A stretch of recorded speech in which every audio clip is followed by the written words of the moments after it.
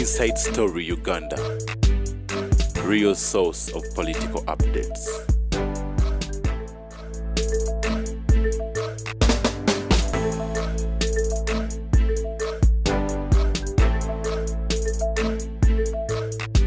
Tukosemberere omuzindaalo otubuulire bulungi ensonga zino kakati zigenda kuggweera wakubanga ate kati mpuliramu nsonga ndala olutalo mwaluwanise olutalo lwawedde olutalo lutuuse ku nkomerero yaayo ani ayagala okuwamba ani kiki ekigenda mu maaso baani abeeteekateeka okufuga sooka otubuulire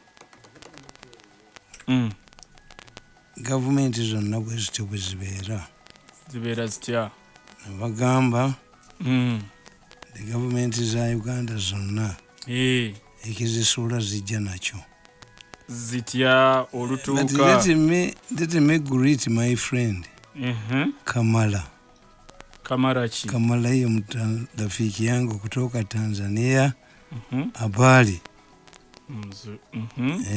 Kamala kutoka Tanzania rafiki yangu kutoka Tanzania has been ringing me. Lwaki omubuuzizzaako? But his problem is that he is using wrong foreign numbers. Ozichekingako mu byuma nga nfu. Siza wano naye nziwulira nzikwata. Zino mashini zote zizanya. Hapana. Kakati kwe tokiraba nti oyinza okulowooza nti I'm doing public relations work for these people, which is not true. Mbakwata bukwasi. Bakwata bukwasi? Badde mmanyi nti naawe olinga aboogerera ayagala obayambako okuyisaamu ekyabo. You can as well think nti nina wakajimba kolera. No. Toyina kyobakolera? But they have realized my importance. They have realized my importance. But the question is, who has made this government and Museveni unpopular? Bani abaleetedde gavumenti eno okubanga abantu bagikyaye ffe tukimanyi. Bani abasinza ogifunamu? Nabagamba nti ffe Abaganda tuli basajja bagezi. Olutuuka mayiga yatusanyiza wono mukinjaje w'emmengo ate miyitimi Buganda mu bbuki asigazizaamu mu birenge mukoloni mulokoni omanyi Buganda bbuki esigadde mulokoni ate agitemye ati. The vice president is Muteso. The prime minister ava Bunyoro. Yes. Nabbanja. Kakumiro. Kibaali. The speaker ava Teso Mubukedia. N'omumyuka we the chief justice ava Ruhinda. Chief justice ava naye gulu eyo Mwacholi. Justice Owinidoro. Buganda feature. Buganda mumuli mulimbo. Buganda mwagisuula mu gavumenti yammwe. Tumusoke. Former vice president baali baseka Bukenya ne sekandi mumonna muliko ex ame commander yabayamba yesempija why I'm a strategist for chiri namba mmeke ekyo kubuli yesempija wa Bugombe bali tibayinza kukiza mpuga kutwala Kagombe nga yakayina ekanga kasekandi kagezi ino kuteeka yakagombe. So bakikola political. Yes. Nenga tayina maanyi. Office temuli maanyi. Why bamuleta maanyi? Atula kwa ikomandi. Best man bamuleta kukwana mugole. Era if you bring a more beautiful matron, then you pay for it. Because this is the time when they see themselves in the figures nga bambala. Yes. Gwireta house gala kusinga obulunja akulageko. House galo. Era abakazi bagezi. Kasola ba house galo ekichafu. Obutunda bwakyo sijja kyalekerawo ddala ekichafu. Naye gwoyiza aho kikiriza. Kale nkubuuza Buganda ku ntikko eriwa. Buganda ku ntikko. Ono mukinjo ojo atema Buganda bwagitunda mu Lufula.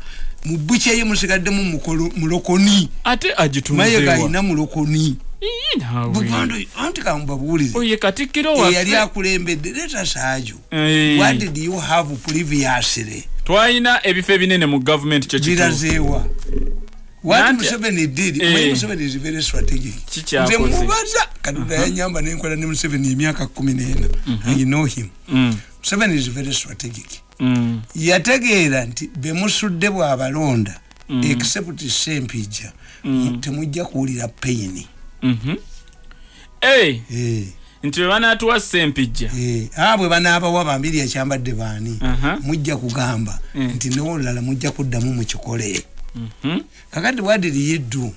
Abo bonna abaako baminisita bakyambadde retained sente zaabwe miliyoni 4 buli mwezi ne post offices wali ku Empire Building. So kolinde Tamale. Yes. Akasala bakasigaza.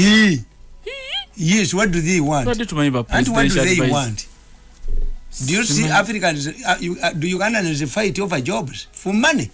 Banonya toke kasaba yabiba wa ekyo mbadde sikimanyi bano ne balozaako ne banna Uganda tebakimanyi kati abaganda tebayina kakati wali badde kyambadde oleeta mazongoto Hildaman bugendo bambule nyumba yo mujijeko kalitunsi ogula amabaati amapya ogikomereze gasiya nga tukubira mu ngalo userese mizingonyo Tamale jako olutindo jjeko enkomo tekeke papaali ojja kuyita wonnyo ku lutindo ate ngo yitawo otya no bomu kinjaje w'emmengo ya bomu kinjaje w'emmengo no bomu kinjaje asigaziza mulokoni ate tannategeera nti bango baali twala tannategeera nti ebisambi byonna babitutte tannategeera nebi ayina mulokoni naye ate nga kabaka hacha mwagala asigaziza mulokoni bwaba wabusha bikwataganye kabaka yandi musudde n'aleeta omulala ne kirabika hamwagala politics yaba kugondiye kuyitamu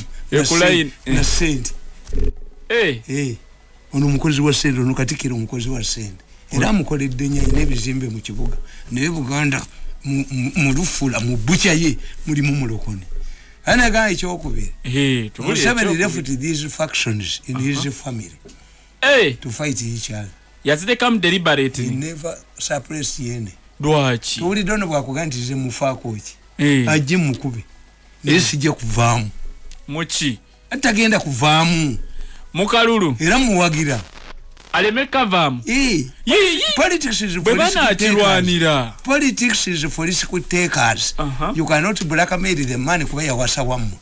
Kakati Tamale mubuza kiri kimu betunafuna tu foko efumise mu bakuli ennene efuuka kitiyo nze kyanjogera kubanga ina foko yafumita mu bakuli ennene kati yafuuka kitiyo ngoyogerera mu ngero that's my quarrel with him kunjavuwaza ndi wanu dairu he realized my potential jini musajja mukubi bwembera ku side mizani yewanika naga kamwavuwaze tosobola ate sikolagana naawe kunsimu kabuli ne muggulu iyo tumwebaze nagamba naye agambe takulinaako buzibu Museveni abatabangudde family ye kwa tumwebaze kabbi kasuma nikamwenda oyo minister tumuyita oyo minister bwebutabudde family ye minister w'ebyobulimi you think yefu muhoze and lwabwo reconcile we tumwebaze and mwenda have a role to play they be relevant if Museveni arrested to mwebaze no funding over to head enduru zivuge kamwe enduru zivuga ngobaka kubye mukomera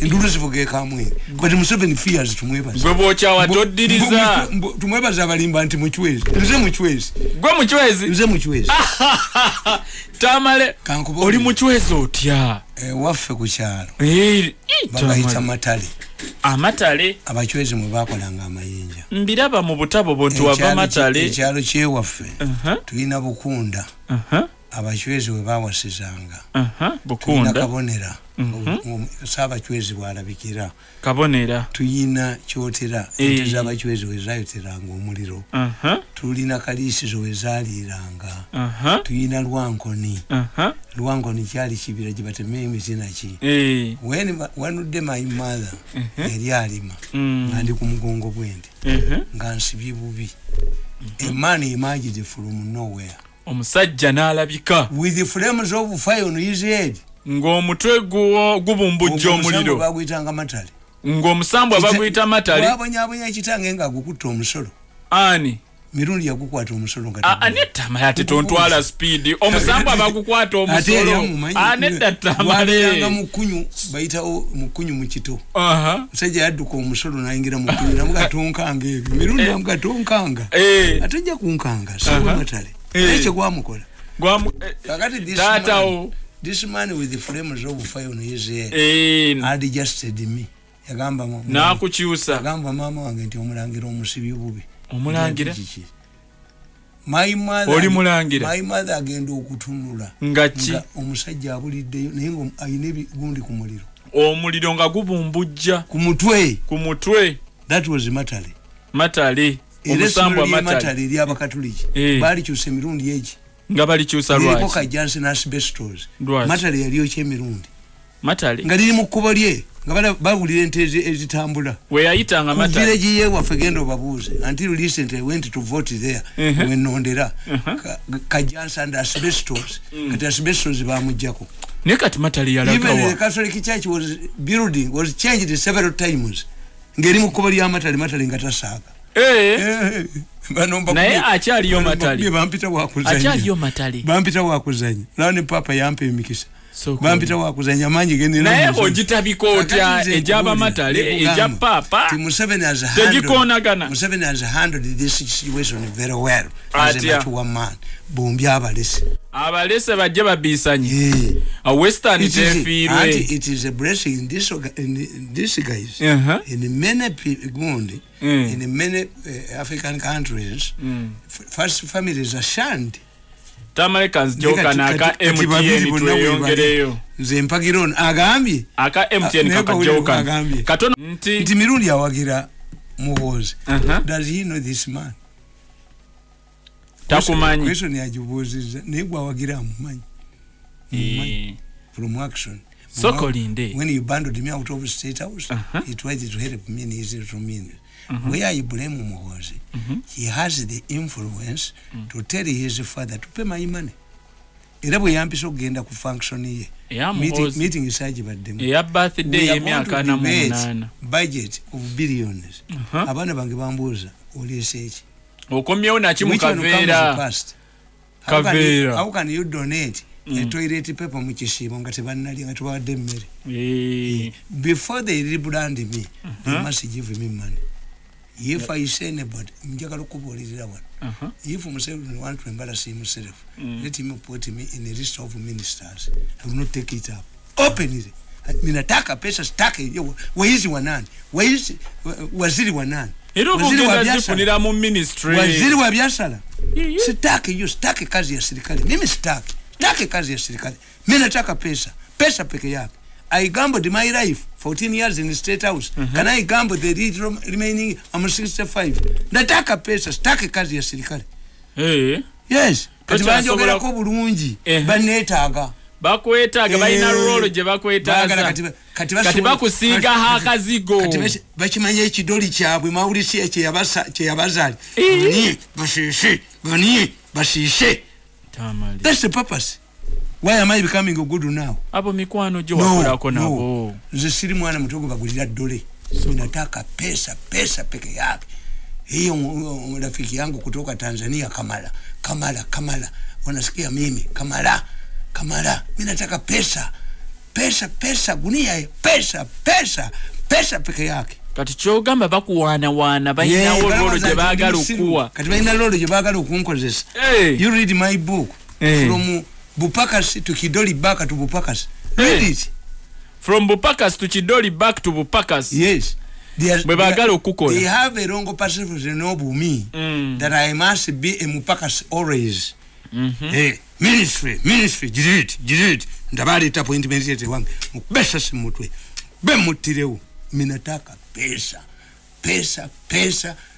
peke yake. Nanti ministry ejira ku netoki. Etoke lijira ko. Kyokubiri bwe twakubaka zambi kali akawedde. Museveni movode. Na rondo no charity na mukuza. Ono charity bona. Na money powers over special forces. Why? Ono deputy SFC commander. Tujukira ngo yagamba ndi musajja agala tukwata. Agala kozesa Kagame atukwata atusibe. Changes zakoledwa. Ate Kagame ngajjati okwate. The moment you play with the running of the army, abantu ne balaba accelerated ranks na majogonona. and two, to have a high rank without influencing the army, techikola. We have seen the sergeant doors arresting and toppling generals. Chogamba Eranga somebody's rank must go with the influence. I know kubanga zito wane mu department yeyo. Bawe mundu. Teyakuba. Andi kubulia bawe mundu accelerated the ranks. Kasozi teka mu maje. Then you are undermining the running of the army. To solve Museveni has solved the problem. Kati tebagwanidde abo. Andi kubulira. Abaka kuzibwa tebagwanidde. Singa yefia y'abantu. Ngati abantu. But Museveni has also made another good strategy. Why? Bwokuba bwowana. That's my problem of evaluating. When you said dog, terrorizing the whole family, negoba enkoko, negoba abani waka, embwana yefule, embwana yegoba embuzi, negoba n'abagenyi n'omukyala n'emufumula. Release the lion to tame the dog. Osumulula mpologoma. Obango. Akati welira. Sebufu bwango. Tinyefunza afulumye. Afulumye atya. Anti bamugambye alita yalinge. Soko. Kayugula afulumye. Soko. Kati Museveni asumuludde empologoma. Embwa badde terrorizing olujja. Embwa. Kati embwa egenda kuyingira. Ani mbwa bamugero. Zebulira yena tera sikimanyi mbulira. There was a dog terrorizing. Etaddeko galubindi ekanga abantu. Kati Museveni asumuludde empologoma. Kati nembwa eyina okuyingira akayumba kaayo. Bwe toyagala nze mmanye. Twogerera basiru. N'omuwuliriza naye yeetaaga okumanya. Bwe mbadde naawe ebbanga eddene nga tontegeera. Nze ntegeera naye oli atuwulira. Tinyefunza ali bweru, Kayigula ali bweru, abanene bonna bali bweru. Kakati embwa ebadde terrorizing ekya ewaka empologomeze. Nembwa yennyini erina kuyingira kayumba. Sokolide. Embwa yennyini eyagalubindi erina okuyingira akayumba. Embwa tekwaneyo mukwano gwayo wango. Esofunayo wango. Bannannyini kintu bazze. Tunasikia munasemaje. Where did you fight? Kayihula bamutadde. Takyali maje. Yakanye naye agenze mu advocacy. Yazzeyo mu kooti. Anybody was found himself on the wrong side of the law. Studies law, if you don't know. Moses Sali studied the law. Yaraba balo yabamuvuluga. Sekikubo studied the law. Yaddayo n'agasoma. Sewungu azeyo n'agasoma. Jo Senyonyi agasomye. Myairukuti fa. Nogenda. I trained two. Wasoma very brilliant lawyers. Ono addition kubiribiri. Biruwa. Biri. Kubiribiri. Ogate dogote na amateeka. Amanyi geddogote genina. Amanyi geddogote. Airukuti fund I trained two brilliant lawyers. Olonogattako neddogote. Nenkwata two brilliant doctors. Nawe weteekera teekera. Tokubwa mpiso bw'otamanyi. Era kakati muwozi bwampeereza card. I will go. Muhozi. Nebe bagamba onogenda ne bakugema covid. Wangamba taga akayisaako kakuteeka. Mutabani wange yangema. Mutabani wo yagema. Ate siryayo kantu. Tolyayo kantu. Sikwata muntu mu ngalo. Tokwata muntu mu ngalo. Ate muhoza yo. Awe gwanga we lituuse. Ate muhozi kanesu must escort me back home. Akwerekera. Basobola okunkidnappingira mu kuba ne bakimuteekako. Nti ye. Nti yabuza avaawa. Ngava wa muhozi. Wanze malisi nze na recording zesse kuba.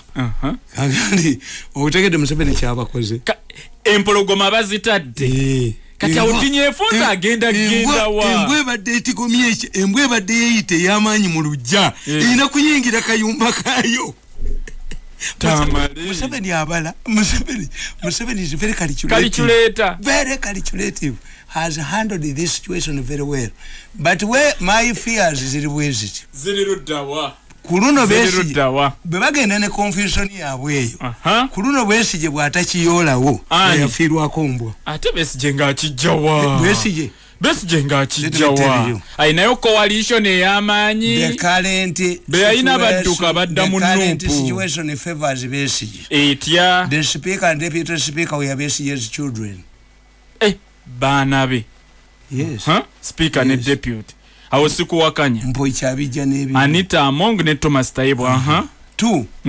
Bobi Wine owulira omusajja bwa mugambi. Kyagulanyi Center mu Robert. Agenda yabwe ya Busiro.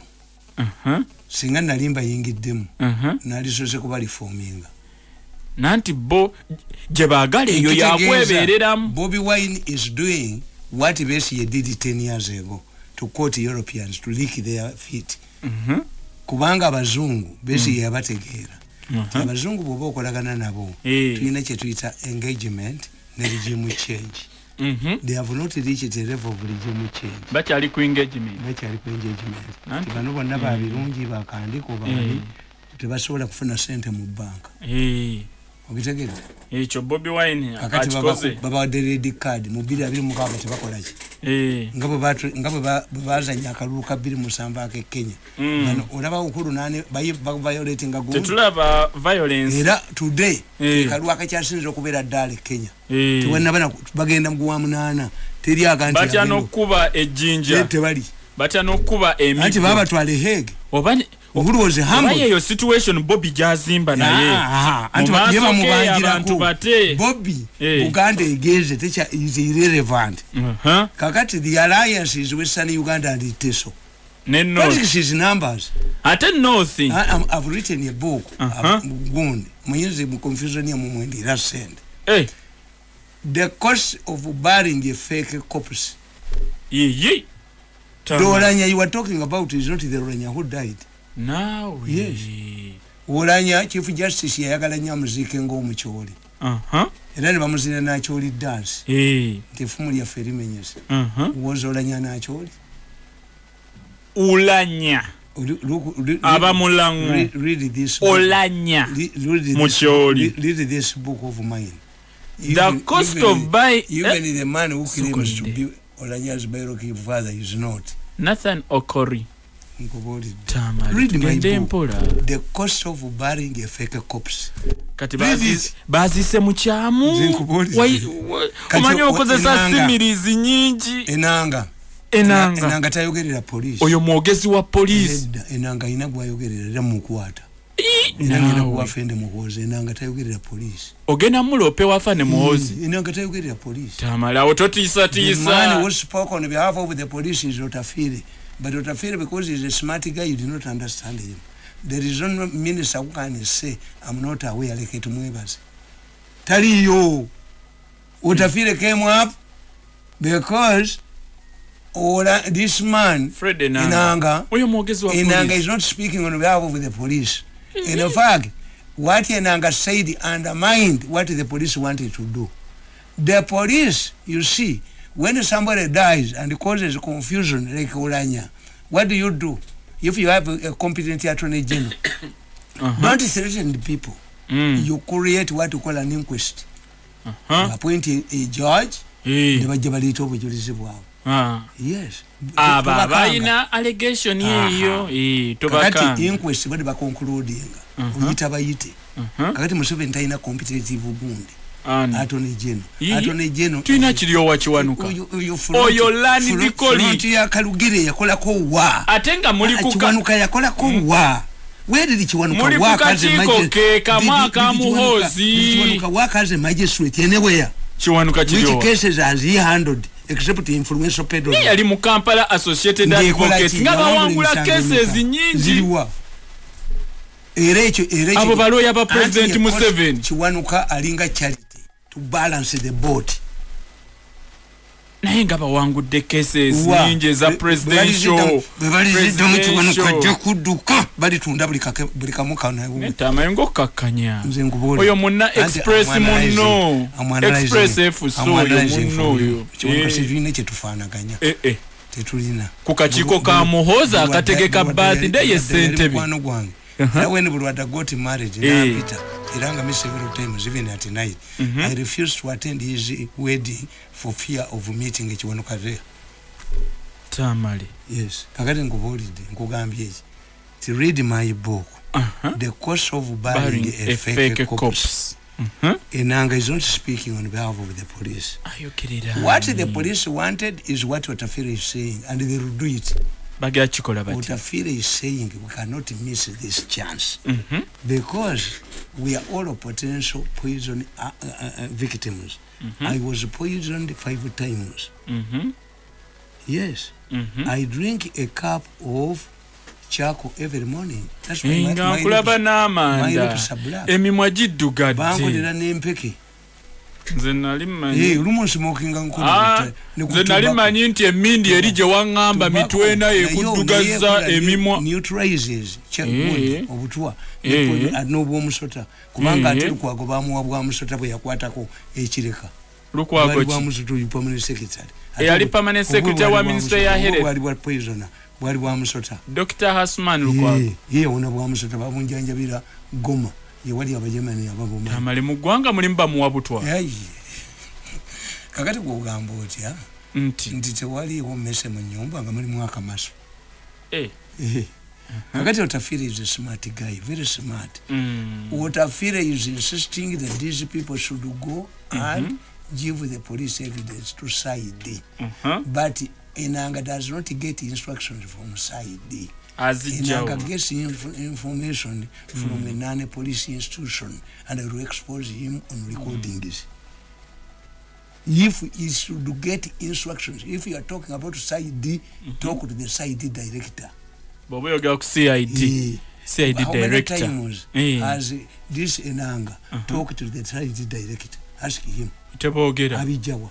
Where does it? You see, when I was a spokesperson of the president, I used to rely on departments. One time, Kabasi yampa story mfuku basajja bala. Joy Kafula Kabasi. Yes. Nibankubira esimu nibantega. Museveni ranga me 3 times in the morning, early morning. Where are you? Said I'm at home. Have you read the newspapers? No. Read them. Nensoma nenganunya misinde. Nengasoma. Naddamu nakubisimu. Have you read this story about basajja balaba? Yes, Your Excellency. Who told you? Who told you that I had sanctioned the payment of basajja balaba? Said Kabasi. Kabas 3 times. Yes. Kabas, yes. Najizaako. Naddamu nankubira. You said who? The Kabas. Who? Kabas. Kozi Kabas andimbi. Tibyaliyo. Kabasi kasayategeera nti giwunye. Yadduka emisinde nekutiya n'agenda mu banka. Nawe nekutiya n'apakira mu sente n'adduka. Yali andetedde ebizibu. Kabasi sente zali ku simu basajja bana baze yali amuwadde. Yadduka emisinde mu banka n'emmotoka n'amakutiya akaunti n'agikaza n'agigala n'adduka. Kabasi n'adduka. Katukole bwetu tikwanalisiseeyo kanzijewo buno tukomewo tukyalina omukuku na Joseph Tamale Mirundi mwena Kabasi n'atema yali abindeetedde kanzijewo buno ate tweyongere kati Enanga byayogera abijjawa. Ye mwogezi wa police tayogera nga akonda director wa side ngenda bakubira Enanga katambi jajja instructions azijja wa brigadier azijja wa maji ya muzanyisibwa Enanga bang na Bobi atubulira kankomewo mbuka biswanti enkulukuku bano benkuba basibantu abano benkuba bagaa nti omusajja mulungi nnyo Enanga bwolaba mujja wate agaa nti oli mukazi mulungi kitegeeza obali mulungi 10 sokolide Tamale mujja onaga nti oli mukazi mulungi omwami yalonda wembozi zote ziggwa oba mulungi nnyo kunavu bategeeza nti buli fake. Basically, we should know that Tamale Mirundi is an asset because firstly, most of his discussions are in line with our proposals. His criticism against the government is exactly correct and in line with most of the ideas we have to rectify the current problem. He proudly comes out to say he's in support of Nakugamba. Yes, I don't know how much he knows about him, but the most important thing is Nakugamba is Ugandan with the qualifications and with the right. If he comes out to face off with anyone, it can happen like anyone else. Any other Ugandan who has the same qualifications can come out, or even bigger qualifications can come out. And but as of now, I think his military ranks, rules, regulations, and even the constitution of Uganda has him from being political. He's supposed to be apolitical. But if whatever comes, the speculations that come, the impunity it comes with, and also the privilege that surrounds him, that crown him, that is okay. can move on scot-free, and that is justified. I wouldn't like to intermingle my mind into his activities, because the first day is Ugandan. He has a crowd, he has support of the military, support of the political establishment, and above all, the biological father has a right to choose a successor, to choose whom he should support for the job. Personally, me, I don't care. It is up to them. I also have my own ambition and pursuits, and I'm likely not to stand down at any one moment. So that is it. I normally like the sharing we get and how you really handle the situation. I really thank you very much. Okay, now we have been looking at several other things. For example, we have the Tanzanians in the press, and they are likely, I think, to facilitate Tamale to get off that diabolical topic. That smear campaign about no organ trade and all of that. I think if it comes out with an advantage, why wouldn't we support it? No, really, I don't want to involve myself with those Tanzanians, because that alone will be proof that I do those dealings with them. My managers were sacked, the directors were sacked. I didn't know what they were doing. According to the script, I never had the time to personally participate in the business they were doing. If those allegations are right, that the labor company, that some people did that, it was out of my knowledge.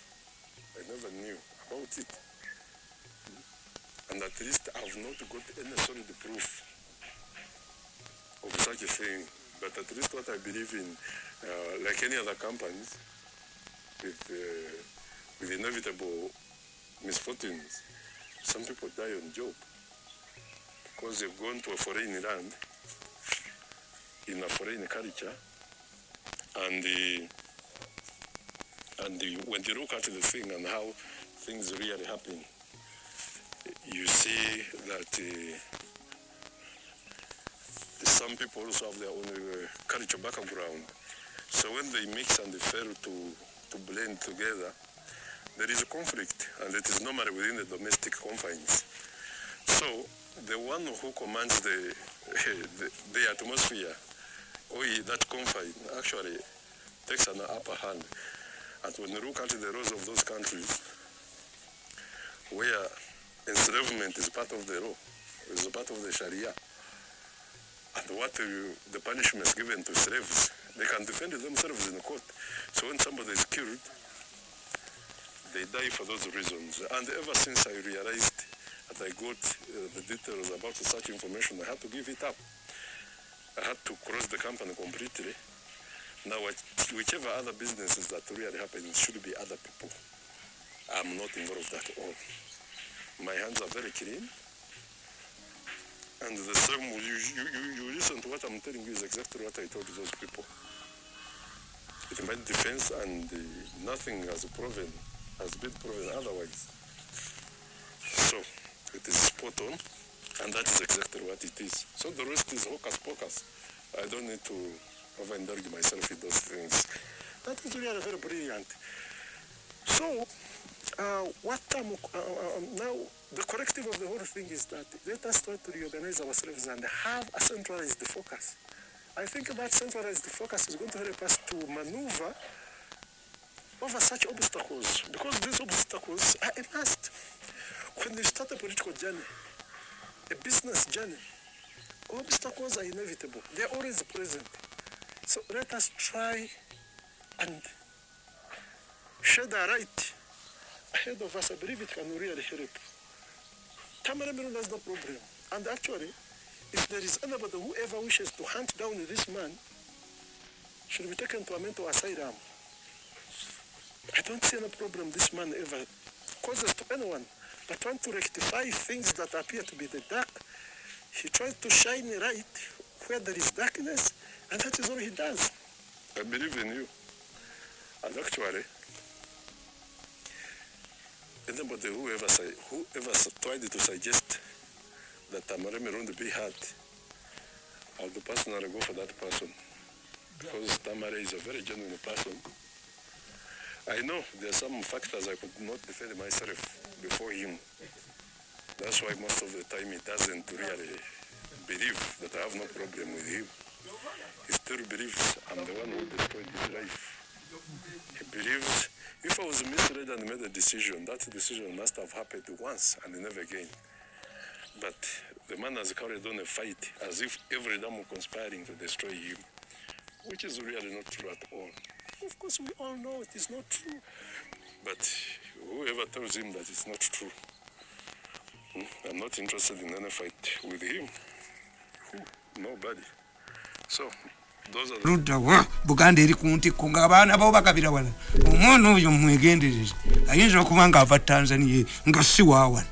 Tugende maaso. Yes. Baba omuntu ayinza mubali pamu. N'abakuba n'abamalawo n'afunyisa bayinza okuleeta ekyana ekirende nga sigwokizana nekifunyisa ne banyina baakyo embuto kati Besigye ku luno bw'atakiyoola nga Katonda yamukolimira anti kakati olaba lwaki ab'engulu tebakiwamba lwabwogo pulifaz azannya gwa kifiiriza kipulifaz okuwagira Besigye naye nga tawagidde ani mugozi kakati ate Besigye ajja musiba kuba oliwo akakundi akali mu gavumenti akali mu State House omwo mukayina ekitebe abantu ke bakyawe ennyo akali mu oyo mutane wa Kajiri akali mu walutwetwe ntwe push abantu ke baagala okulabako kabangali akakundi abantu akakundi akanuka ng'amazzi akanuka ng'ennagisi abantu ke bakyawe ennyo oba gwe yakakyawa nedda baakakyawa nnyo naye tekamanyi when you stink you don't know that you are stinking kakati onolya story eno Edwa. Sorry no giraba. Government releases 5.9 trillions. Sente batisaddewa. Simanyi. Muheres.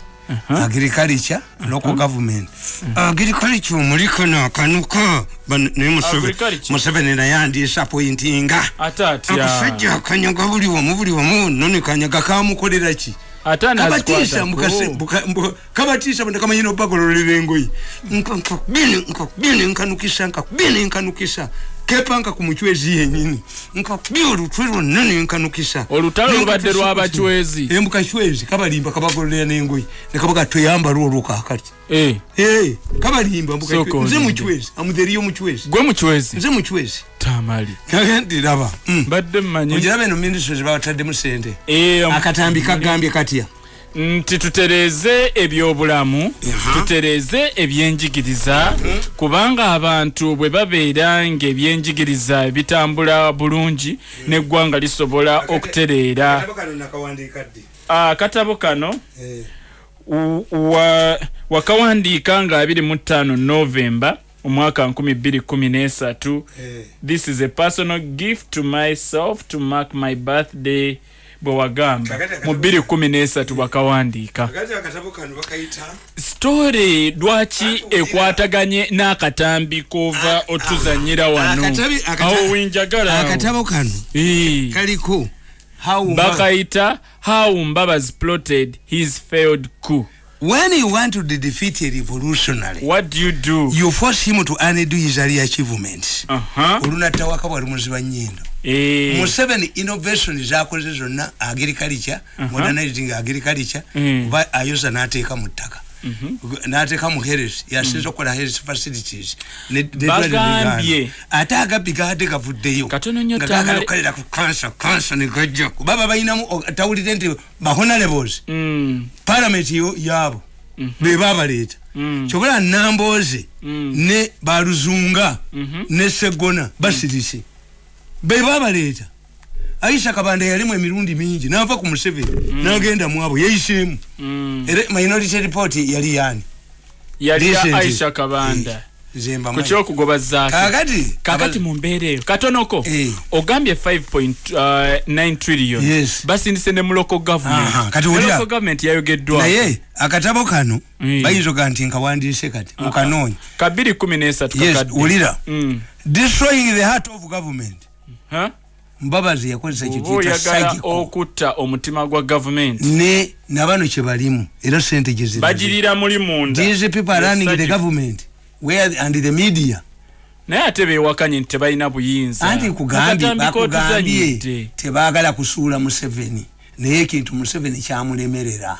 Era as Mbabazi said, I do not have political powers to have to tell the public that I wanted to reform this thing okuja ku executive ya party omusajja nangana nenga lwaki babyesamba ate nga babaddeyo. They want to protect their wealth.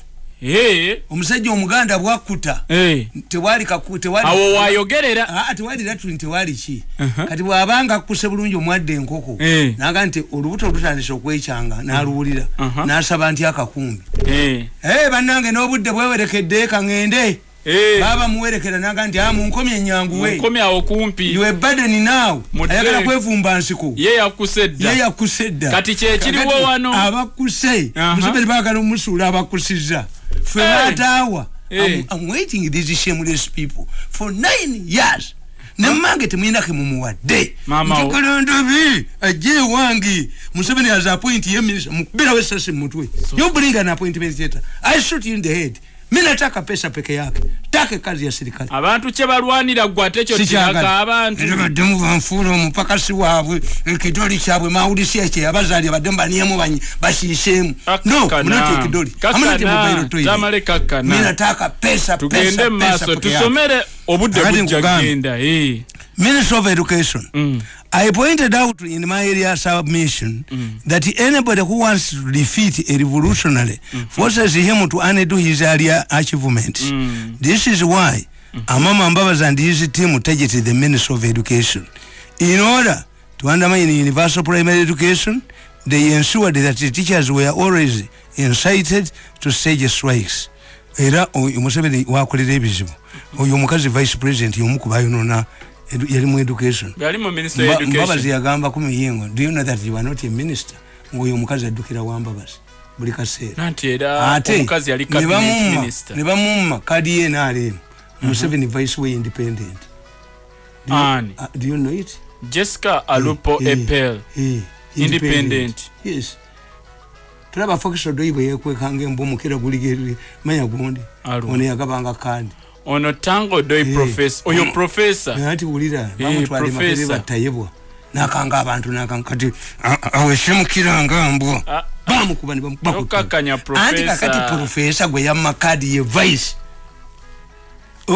oyo Museveni bwabikola ebintu gundi tumukunde yalandingisa helicopter mu campaign mulale ya Mbabazi ne bamujinga empingu naye kayigula yafumula banne kuchokamu n'abayola bonna omulundi gumu mukamu wezi n'agamba obodi musajja genda olumbe kuni naye bamusamye mu kooti maaso ne kayigula efirina mwena ali Museveni bwakola ebintu guti omupokoto n'amudduse nga tulaba mabega n'amaaso omupokoto omusajja yatemye abantu yabadde akulira kutema abantu ekyengera yadduse enda boguli ekyalo kwe yaddukidde Tamale gwakitegedde otya nabagenzi bagenda kwadamu okutema abadde atema abantu Tamale bitubulira abantu bali mu kutya ku kyokutema abantu waffe nabamazeeyo kati malayo akatabo kafe the standard remember this group was not demanding nkugamba the teachers were always incited to take strikes okay waliwo omusajja bawita toheyo. They would use bogus reports that UPE and USE had no levels of standards. Remember, this group was not demanding the removal of ministers. This validates my point that ministers allied to Amama Mbabazi were not attacked by media because both were pursuing the same agenda. Era nabano balaba controlling media. Nti eri sente bwezaze ezokusasula eddwaliro ziba bedda baziguddemu ani yababulidde awo besi yagenda okukwata scandals sente zemubye mu government ezinuka nti besi jagenda kukwata scandals engeri gyoyogeramu nti besi jagenda kikwata kakwata kwezo reports scandals abantu abaavu ani besi kakati kamuleke bwe yagenze okufera twalabe no weda mirembe nga yagenze ne bagenze kufera za university ya Rumu abakatoliki mutuyambe temugendayo uwa kamuleke yagenze okufera ngaba ewa Museveni mu State House nti Kibuli Nodi Kampala begasi mufuti yegasa asokali zaininga ekifo kye mufuti yeye asokali zaininga obuyinza abuzeeyo mufuti sulama naye ab'Ekibuli tebagenza ate ne bagamba kamuligiya bannange kamuligiya tawumula tokkakkanya oyo mukulu yeddira nkima nange mwenna muli this is why the media did not expose Ojiraba kakati ministry education simwa batande sente najiwandika ku mubiri emeka timugarwanira mubiri 13 curriculum bawandike ebitabo ebipya bafune sente curriculum enkadde yabakolaki curriculum enkadde yatusomesanga nyungu ya mawe tebigatta Tamale. Do you believe that all in Japan every Japanese is an engineer? Don't we have lawyers and since you put in this issue of segregating teachers, how many cars have you produced? What's the product of this? Who percent? Babira mutoke.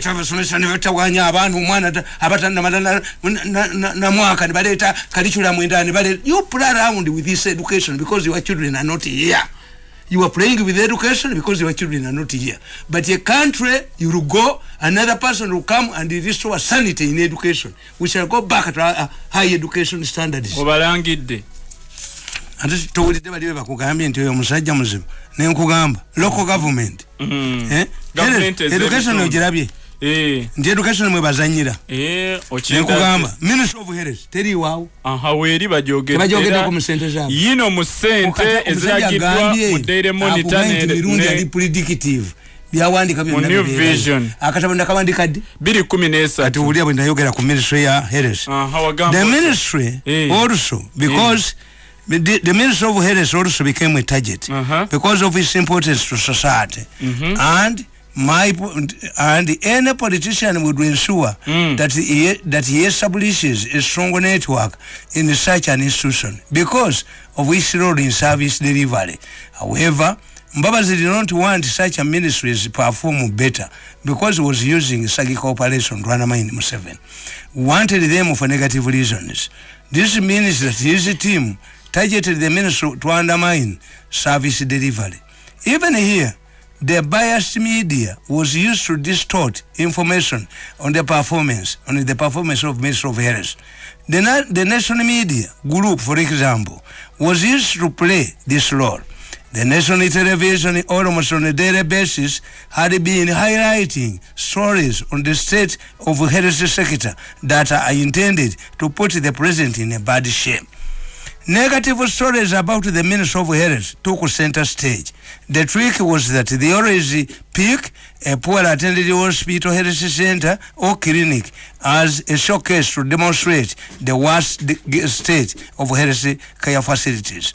The Mbabazi team, using local leaders like district health officers, would mount operation against the quacker doctors to expose the government. However, national television did not inform their viewers about the activities of Dr. Diana Atwini's team that was fighting the theft of drugs from government hospitals.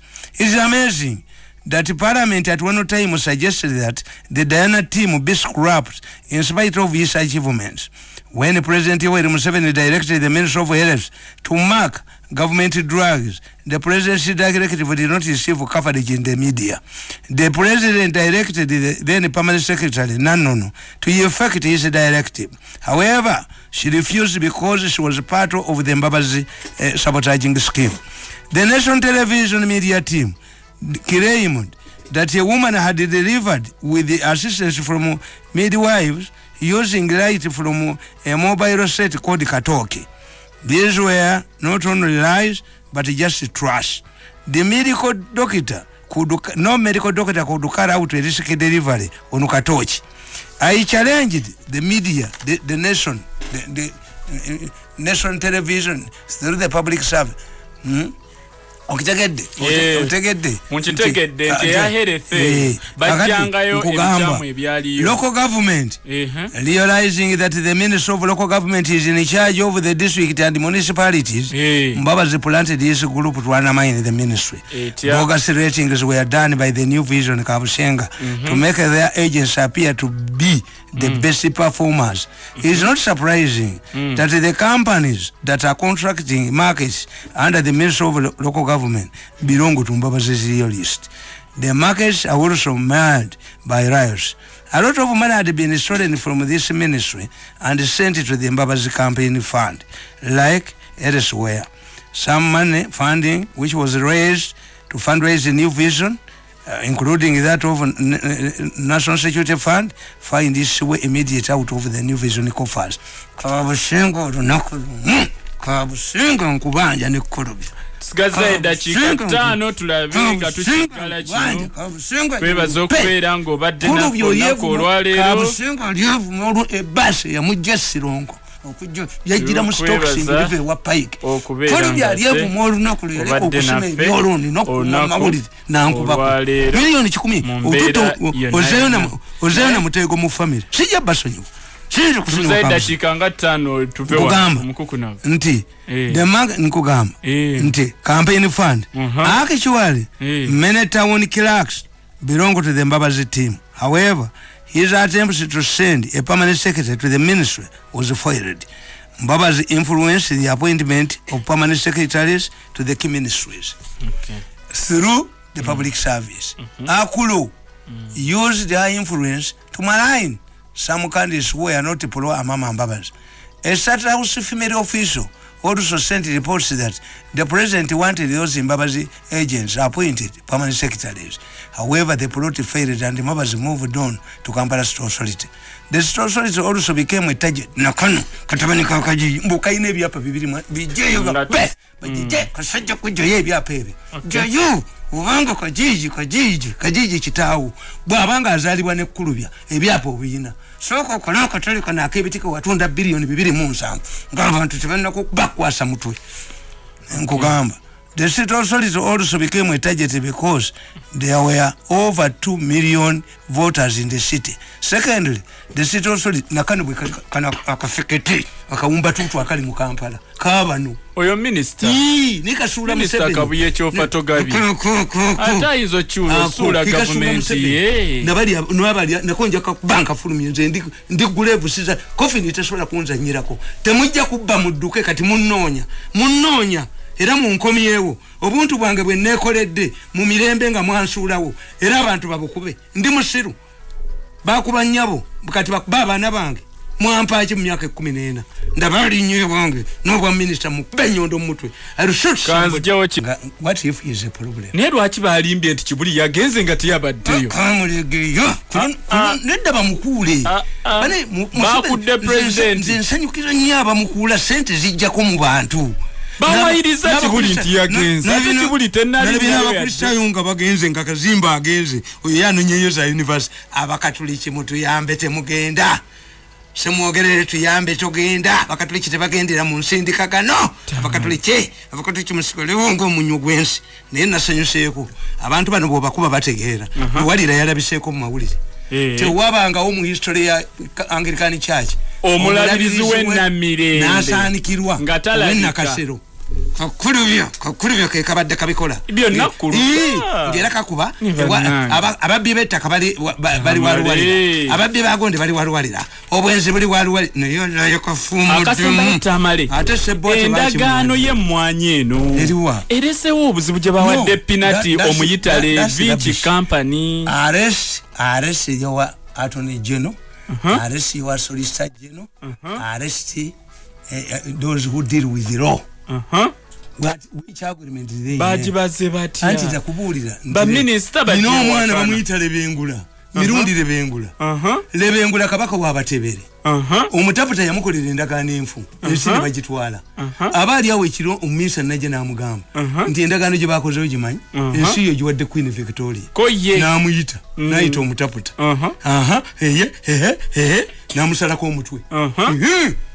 Chiwono kasinga omutute guliko singa omutute eyo violence singa omutute guliko violence serious people we interested these people in the attorney general chambers to write good agreements for us kakati akasembayo ati ulira Ukraine kituse kityawo mudakike muze sibule enve wano sonko yaddako lebengula nawandikira Queen Victoria namwandikira nti namugamba nti abazungu banzibye Queen Victoria namugamba nti abazungu abali mu Afrika bonna sibange mulimu abaportugal abafaransa simanyi nti abange bebanzibye lebengula yakwata abazungu abali mu Bwakabaka n'abasalako emitwe kati kyo yagala Museveni akoli society tegerani yabakolera ani yabakolera kano who represented you Putin ye emmeri ya Putin bajikubye kakati Putin amagezi gakoze gali bwegati Putin ekimusavinga kiri bwekiti Putin singa ekyo kyasooka okukola awambeko ekitundu omuli abalasha Luhansk ne Donetsk ebiri mu Eastern Ukraine ebyabiwambe naye Ukraine yonna yakola ensobi eyaki ey'okugenda eri yatalina balasha abasajja bakyajjukira Soviet era wala buli omu akutte emmundu bano kyembagamba ti abantu abamanyidde eddembe lyabwe nga beerondera omukulembeze okiza mu parliament nkyokole mukiza mu parliament mulabe nkutadde Lujjaddeus ogambye omwana afuuwa baluni naye omukka guyinza okudda ne gumwabya amawugwe nedda Lujjaddeus ne ba ex international omuzanya ku Easter Monday kawanda ab'ekawempe mbaagala nnyo speaker Najja Nasifu Wakiso webale speaker Hamza Kasozi Nansana municipality webale kubeerako Santiago Banabu Tamale owabukedde TV webale kubeerako Ibrahim Semugenyi boda katadde Hakim Mubiru munnamawulire Super FM Kigongo Isa munnamawulire naye kwoli aba NBS mwebale kubeerako Namayo Moses ne Honest Wisdom Kiyonga namwe mwebale bakansala Ewakiso kansala Adam Semwogerere Honorable Nakibinge Watuba Kamya Kitagobwa mwenna mwebale kubeerako Lule Umaru ne Honorable Nsubuga bali mwezo ne Honorable Serukenya ne Honorable Muwadda mwebale goberera nsonga obwana bwazuula Putin tayina mugandula mugondi muova kote muli pajamu mumufungule tokakanya Putin tokakanya Putin byemmeri ne bikiteeka ku ttaka ate bwakubye submarine zezi meka nkugambye ffe twali bagezi kati ffe mu byalo kakati Tamale agavubuka nze kansibule kati agavubuka agamba nze kansibule nkuleke ng'okyayogera program yange eweddeko mbeebaza abavubuka bagamba ki gabanga galwanira bawala kakati ne galaba gwe bagolana naye ne bakusendeka nti genda okikuba oluyi kati wekikuba ng'oli kyajjanga kikugoba ne kigwa mu bano Putin bamutega olutega mu Ukraine akasembayo neto yamutega nkulaba ne sapule looking at the obstacles and the obstructions that we have. I think if you get the right people to do the right job, I think we can have whatever we need. I talked to the honorables and everybody's willing to help us. Everybody's willing to give us a way forward. But what matters most mainly should be if we have a condensation process for the media, we mitigate all the personnel, we mitigate all the people involved. I think that can give us a hand, that can give us an improvement. It is so many aspects actually.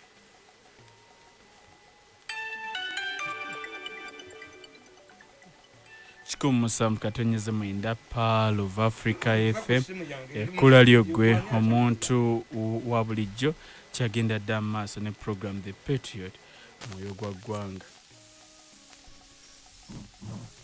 If you have Tamale on the other side, and to get people like Frank Gashumba, or an equivalent actually, who can have a centralized information focusing the future of Uganda, leaving alone, the social programming and the such line of mentality. We can have a better way forward that can propel us to the betterness. If I may give an example, is if we have a topic of the succession, capacity. Secondly, you have a plan for economic revolution of the country. Then, if we have a health facility work plan also, a health care work plan that can project the country for 2 decades, I think that would really help a lot. But we still have, convergent ideas which we are trying to tailor together. It is like trying to tailor a piece of paper with leather and cloth. So it brings that, how do I call it? It is like it doesn't build up a proper surface. It creates a lot of discordant. So in that respect, what I would suggest here is, if we can. Chikumi musanvu katonyeze mwenda Pearl of Africa FM ekula lyogwe omuntu bulijjo. The government is doing right now. We piece different items together, but they should be made of the same material. If you're going to help change the society of this country, there are 2 aspects you need to look at: the health and education. If you have an educated society which is healthy, then you have the largest capital required, which is human capital. So the moment you have human capital, then you have almost everything you need to accelerate the growth of the country. So this is a problem and a bigger challenge that we have today. Now, if you listen to the arguments of Mr. Tamale Mirundi, normally they are focused on the future. He's a predictive man. Most of his discussions are futuristic, are prophetic, and he normally attains much of his prediction. Why? He has what we call a mass mind analysis. He can look at the growth, that collective mind of the state, and he can tell you this is underperforming, this is going to lead to this mistake, and he can spot out several mistakes that have been committed. And indeed, you look at them and you see the problems, the repercussions, the negative repercussions coming up.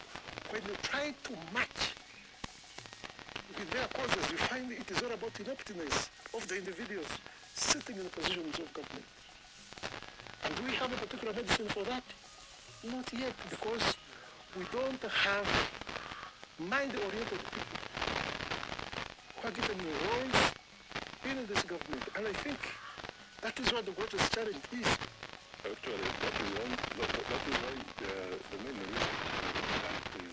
the main reason we are opposing the status quo, not to oppose to destroy or to stop it, but we oppose the methodology, and we are proposing a better methodology that can help to bring in adjustments that can rectify the current problems. And the moment we have that, I believe we can centralize our minds. We have a collective mind that can help to project to greater heights, to project the country to greater heights in terms of development economically, socially, culturally, because we currently also have a culture divide, which can even graduate to tribalism, segregation, which is bad because all those are ingredients of genocide. Now, me personally, I like Tamale Mirundi. Much as he attacks me with a very, very negative attitude, me, I'm certainly ready to face off with any challenges that come up.